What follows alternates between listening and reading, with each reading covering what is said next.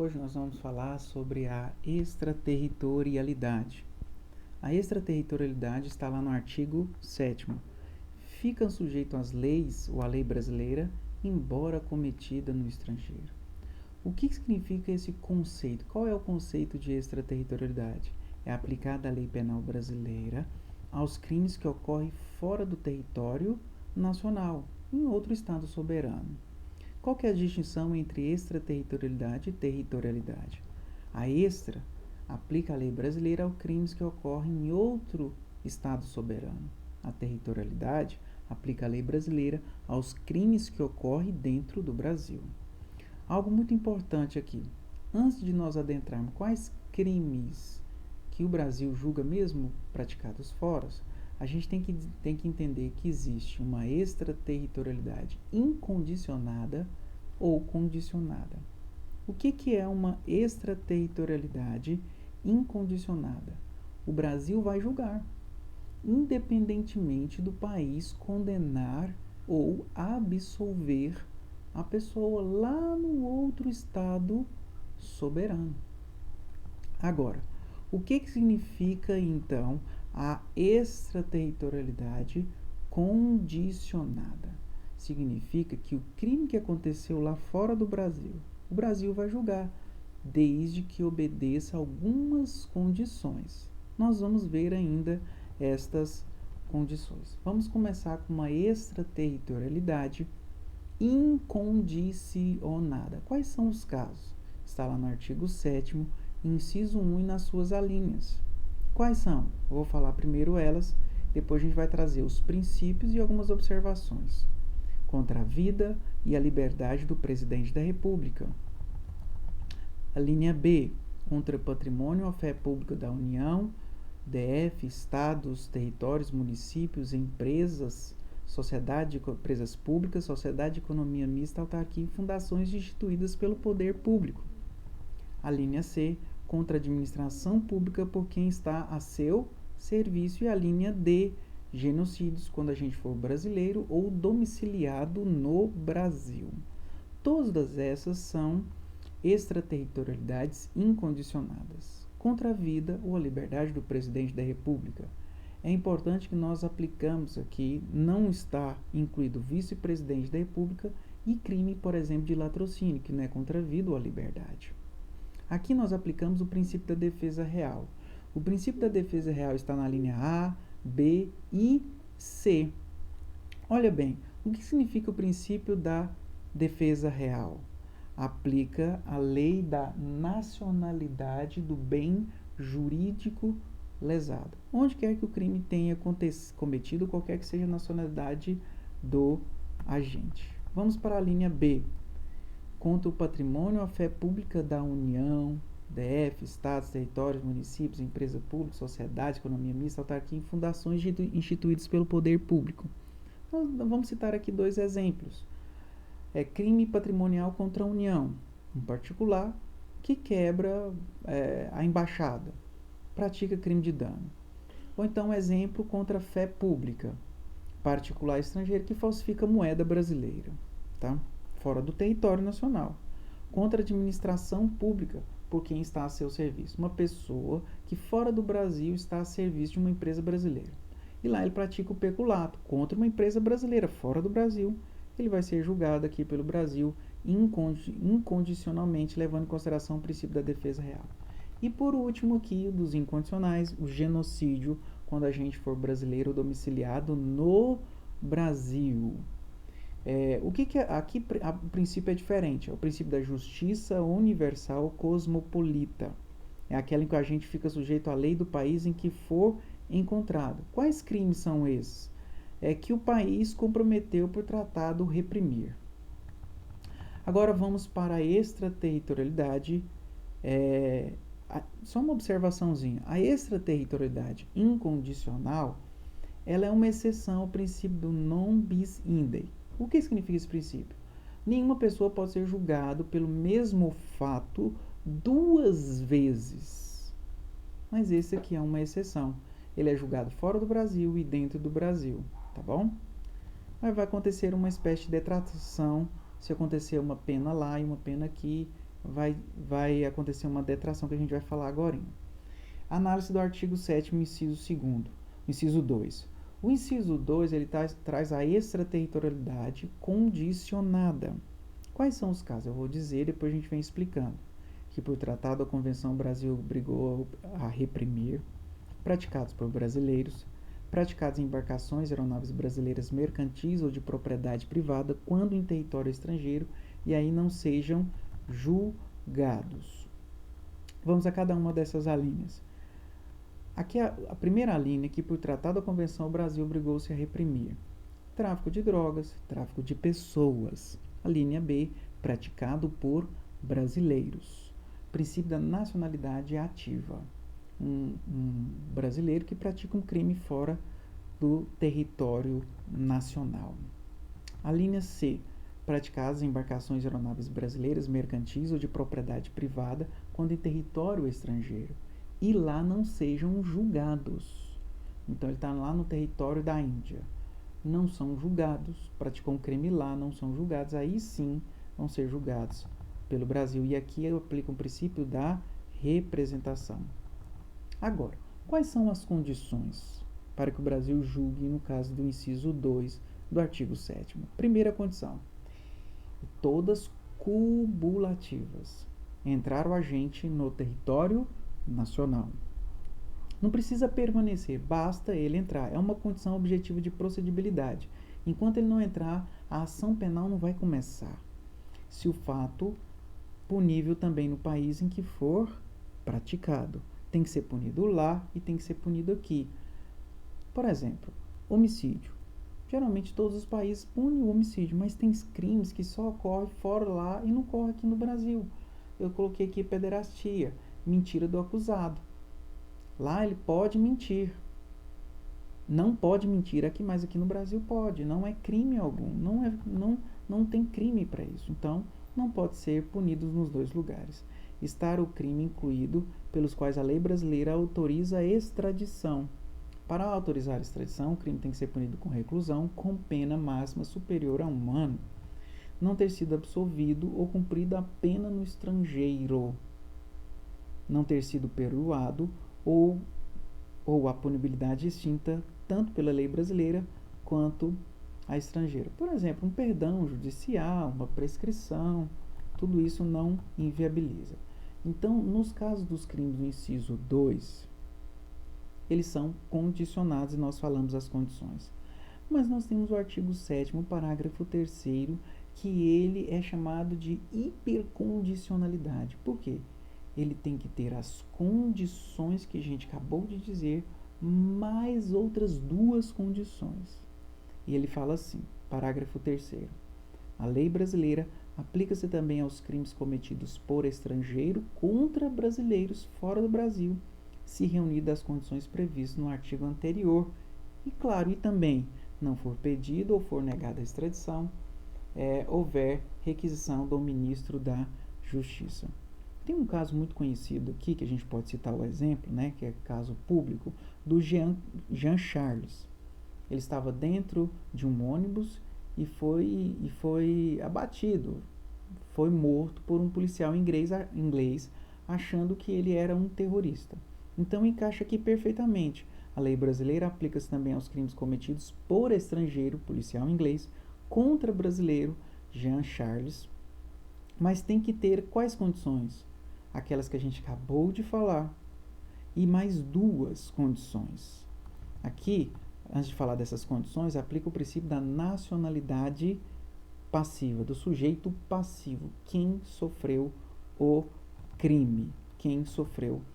Quais são as 2 condições? Não for pedido ou negada a extradição, houver requisição do ministro da Justiça. Eu vou citar aqui o exemplo da linha A. Policial inglês entra no Brasil e não tem pedido de extradição do governo da Inglaterra, que aconteceu o fato na Inglaterra, na Britânia. Ou, embora o governo da Inglaterra pediu extradição, o governo brasileiro negou. E outro tem que ter mais, requisição do ministro da Justiça. Eu não vou falar aqui, mas eu coloquei um quadrinho aqui dos princípios e quando eles são condicionados e quando eles são incondicionados. Nós falamos tudo, mas está tudo aqui neste quadrinho. Olha aqui, uma pergunta a respeito disso. CESP, investigador de polícia. A extraterritorialidade da lei penal condicionada e da incondicionada tem como elemento comum a necessidade do ingresso do agente no território nacional? Errado. A extraterritorialidade incondicionada independe da pessoa precisar entrar dentro do território nacional. Promotor de Justiça de Santa Catarina.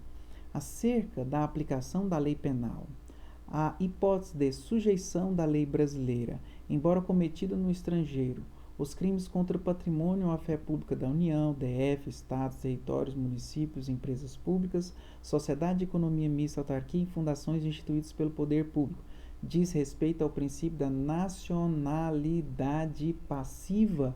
É errado. Qual que é o princípio?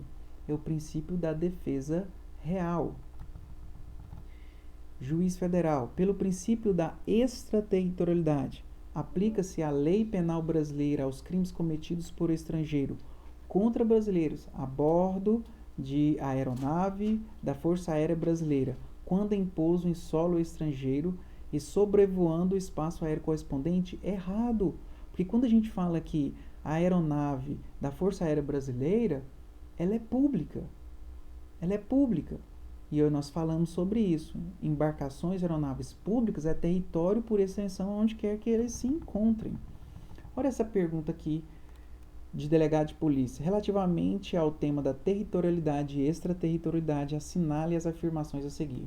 Ficam sujeitas, inciso 1 aqui, 1. Ficam sujeitos à lei brasileira, embora cometidas no estrangeiro, os crimes contra a administração pública por quem está a seu serviço. Nós lemos isso daqui, né? É a linha ABC do inciso 1, artigo 7º.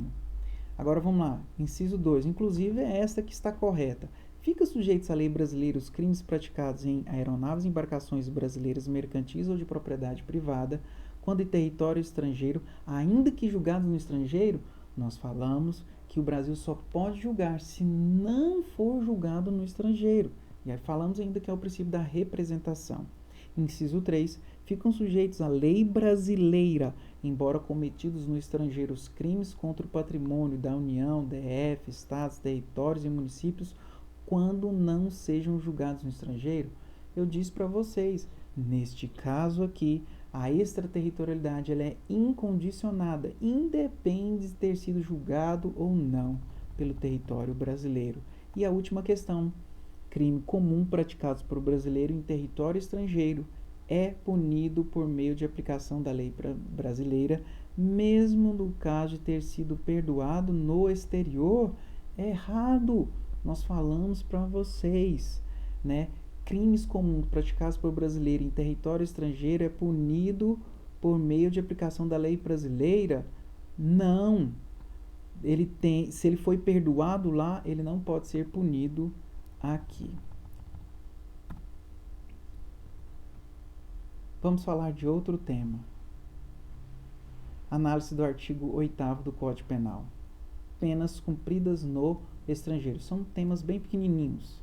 O artigo 8º diz assim: a pena cumprida no estrangeiro atenua a pena imposta no Brasil pelo mesmo crime quando diversas, ou nela é computada quando idênticas. O Código Penal ele quer evitar aqui a dupla punição, cumprir a pena 2 vezes. Então, a gente vai fazer aqui uma distinção. Penas da mesma qualidade. O que é da mesma qualidade? Privativo de liberdade e privativo de liberdade. Então, ela é punido privativo de liberdade no estrangeiro e privativo de liberdade aqui no Brasil. O exemplo é o seguinte. Estrangeiro, privativo de liberdade, 10 anos. No Brasil, privativo de liberdade, 15 anos. Sempre lembra que é pelo mesmo crime. Por exemplo, de uma extraterritorialidade incondicionada. Foi punido lá 10 e aqui 15. O que vai acontecer? Vai atenuar. Ele cumpriu ali 10. Entrou no Brasil, cumpre mais 5. Ponto. Agora, o problema é quando as penas são de qualidades diversas. Por exemplo, aqui, estrangeiro, privativo de liberdade, 1 ano. Pelo mesmo crime, o Brasil puniu com uma pena de multa.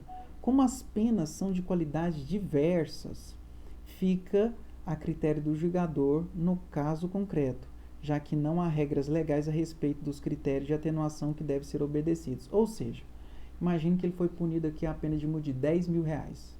Como ele já cumpriu 1 ano lá nos Estados Unidos, por exemplo, o Brasil, aqui o governo brasileiro, o juiz brasileiro, ao invés de ser R$10.000, aplica, por exemplo, R$5.000, R$4.000.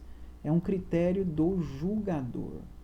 Olha só, Magistratura Federal, a pena cumprida no estrangeiro atenua a pena diversa imposta no Brasil pelo mesmo crime. Então ele foi punido pelo mesmo crime, só com penas de qualidades diversas. Está certo. Eficácia da sentença estrangeira. A pessoa cumpriu uma pena lá em Portugal. Aquela sentença tem eficácia no Brasil? A regra geral é que ela tem. Basta ela entrar por meios formais, através de embaixadas, documentação, tradução. Ela tem toda a eficácia. Por exemplo, uma sentença estrangeira tem eficácia no Brasil para gerar reincidência? Perfeitamente. Não precisa de nada, só precisa de comprovar a veracidade dessa sentença. Ela entra no Brasil juntada aos autos e considera a reincidência. Porém, tem algumas decisões que acontecem fora do Brasil que precisam ser aqui homologadas para que haja eficácia dessas sentenças. Quem homologa? O STJ. Mas quais são os casos? Inciso 1 do artigo 9º. Obrigar o condenado à reparação de dano, à restituição ou outros efeitos civis. Uma sentença condenatória lá. A parte aqui no Brasil quer que gere efeitos civis. Ele precisa de homologar para que tenha eficácia. Sujeitar a medida de segurança. Da mesma forma, aconteceu uma punição lá fora. E aqui no Brasil nós queremos sujeitar ele à medida de segurança quando ele entrar aqui no território nacional. Precisa de quê? Precisa de homologação daquela sentença aqui pelo STJ. Eu já disse qual é o órgão responsável, STJ. Olha só, a sentença criminal condenatória estrangeira é eficaz no território brasileiro? Inclusive para fins de reincidência. Então ela tem plena eficácia. Agora, somente para sujeitar o agente a medida de segurança? Não, para efeitos civis. Somente para sujeitar o agente a reparação de dano? Não, para medidas de segurança. Somente nos casos expressos de extraterritorialidade incondicionada da lei brasileira? Não.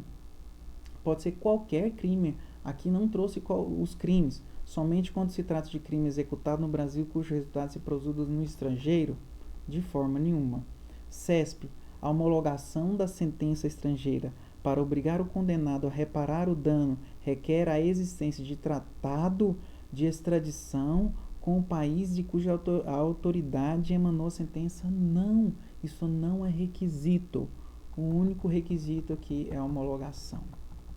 Outro tema bem pequenininho é contagem de prazo. O artigo 10 diz o seguinte: como conta os prazos penais? Eu vou te dar um exemplo. Prescrição. Como que acontece o início e o fim desses prazos? O artigo 10 diz assim: o dia do começo inclui-se no cômputo do prazo. Conta-se os dias, os meses e os anos pelo calendário comum. Como conta o prazo penal? Inclui o dia do início e exclui o dia do final. Os prazos são fatais, contínuos, peremptórios, improrrogáveis, ainda que caia no sábado, domingo e feriado. Não me interessa. Então, imagine que hoje é domingo. Aconteceu um homicídio hoje. Começou a contar o prazo prescricional hoje. Acabou o prazo prescricional domingo. Acabou domingo. Se o agente mata alguém domingo, inicia. Se o prazo visa favorecer, esses prazos, geralmente eles visam favorecer o agente. Aplica-se o calendário comum. Olha aqui um exemplo bem simples. Se no dia 14 de setembro de 2010, ocorreu o crime de furto. O crime de furto tem uma prescrição da pretensão punitiva de 8 anos. Inicia neste dia. Qual é o dia? 14 de setembro de 2010. De maneira bem simples, só para você compreender, o juiz tem até dia 13 de setembro de 2018, ou seja, contou mais 8 anos para receber a denúncia. Se ele não receber a denúncia até esse dia, ocorre o prazo prescricional. Não interessa se esse dia 13 cair no sábado, domingo, feriado, não interessa. Olha o que a Fundação Carlos Chagas diz. No tocante à prescrição, é correto afirmar que o dia do começo não se inclui no cômputo do prazo? Não. O dia do começo inclui no cômputo do prazo. Está errado. Na contagem dos prazos penais, leva em consideração o dia do final, excluindo-se o do começo, é errado. Inclui o dia do começo. Escrivão de polícia, no que diz respeito à contagem de prazo no Código Penal, assinale a alternativa correta. O dia do começo é irrelevante. Está errado. Ele é relevante. O dia do começo inclui no cômputo do prazo. Certinho. Vamos ver aqui a C. O dia do começo exclui do cômputo do prazo? É errado. Inicia-se o cômputo do prazo 2 dias após o início do começo? Está totalmente errado. O dia do começo exclui-se no cômputo do prazo nas hipóteses de crimes contra a vida? Não tem essa divergência. Só que uma observaçãozinha aqui nesse ponto 2. Prazos processuais. Os prazos processuais são distintos. O prazo processual não inclui o dia do início, mas exclui o dia do vencimento. Imagine só vocês que acontece aqui um prazo processual hoje. Por exemplo, um prazo de recurso. Você recebeu hoje o prazo de recurso. Exclui o dia do início, incluindo o qual dia? Segunda-feira. Primeiro dia útil. E se terminar no sábado, domingo, feriado? Vai contar no primeiro dia útil. Mas fique tranquilo que eu não vou exigir isso aqui de vocês. Para a gente terminar, frações não computáveis na pena. Desprezam-se nas penas privativas de liberdade e nas restritivas de direito as frações em dias e na de multa as frações em cruzeiros. Eu vou citar aqui. O juiz não pode estabelecer uma pena privativa de liberdade ou restritiva de direito de 60 dias e 8 horas. Despreza essas 8 horas. Ou despreza as frações em dias. Na pena de multa, o juiz não pode estabelecer R$300,17. Não, R$350. Tem que ser certinho aí, tá? Delegado de polícia, não são desprezadas nas penas privativas de liberdade nem as frações em dias? Sim, são desprezadas. Auditor fiscal, não se desprezam nas penas restritivas de direito as frações de dia? Errado. Desprezam-se nas penas privativas de liberdade as frações de dias? Certo. Ok. Até mais. Espero que você tenha aprendido um pouquinho mais de direito penal.